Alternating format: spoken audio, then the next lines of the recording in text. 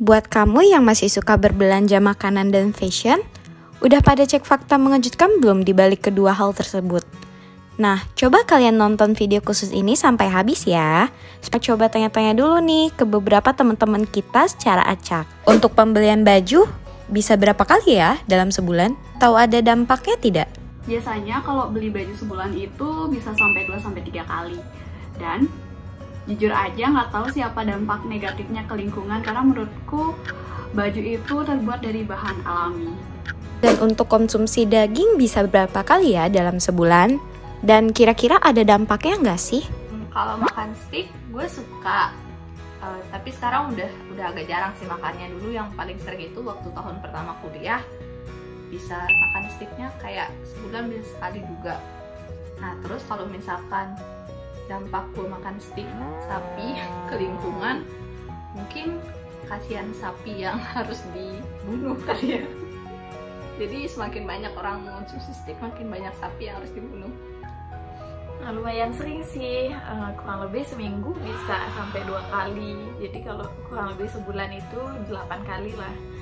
Selain kenyang, itu makan daging sapi menurutku itu juga bisa ningkatin mood karena rasanya enak dan bikin seneng aja.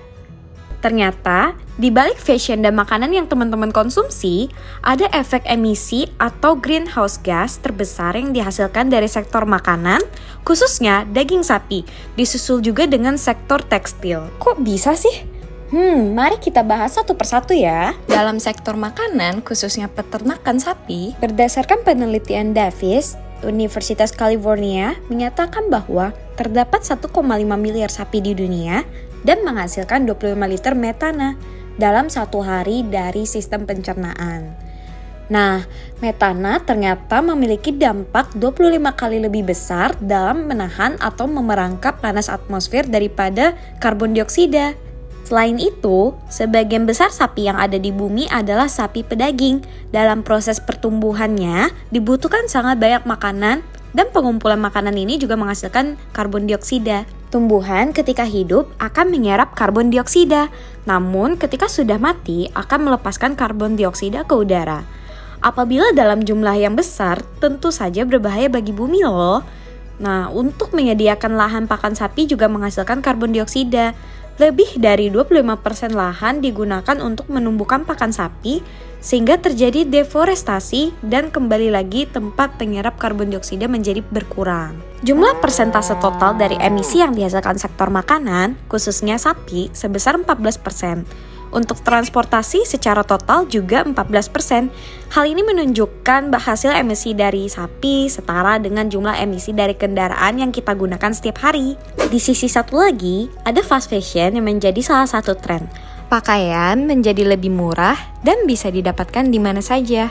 Tentu saja, orang-orang akan membeli semakin banyak baju setiap tahunnya. Apakah ada dampaknya dari fast fashion ini? Berdasarkan data dari Boston Consulting Group, terdapat peningkatan jumlah timbunan sampah pakaian sebesar 35% dari tahun 2015 hingga 2030 dan 50% peningkatan limbah cair dari industri tekstil. Bahkan, Linda Greer, seorang senior scientist di Natural Resource Defense Council, mengatakan bahwa untuk mengetahui warna tren baju di musim selanjutnya bisa dilihat melalui warna limbah tekstil yang mencemari sungainya. Nah, bagaimana nih? Padahal kan makanan dan pakaian merupakan kebutuhan pokok bagi kita kan? Jadi bagaimana ya solusinya? Pertama, kita bisa memulai dengan mengurangi memakan daging sapi atau daging hewani lainnya, seperti mengganti dengan jamur atau berbagai sayuran pilihan yang kalian sukai. Kedua, menjadi pembeli yang cerdas. Saat ini sudah ada brand fashion yang sustainable. Jadi, kita bisa mendukung dan menggunakan brand-brand yang memiliki dampak baik terhadap lingkungan. Bahkan, tidak ada salahnya loh kamu membeli pakaian bekas atau konsep thrift shopping. Apa yang kamu makan dan apa yang kamu pakai itu secara langsung berdampak pada lingkungan loh. Jadi, bijak-bijaklah menjadi konsumen ya. Mau tahu pembelajaran lebih lanjut mengenai energi dan teknologi? Yuk langsung klik aja di www.jiwa.ai5.co.id. Banyak video edukasi menarik lainnya loh. Jiwa Learning, full your mind in 5 minutes. Jangan lupa untuk subscribe akun YouTube channel ini dan follow semua akun sosial media kita agar kamu tidak ketinggalan info menarik.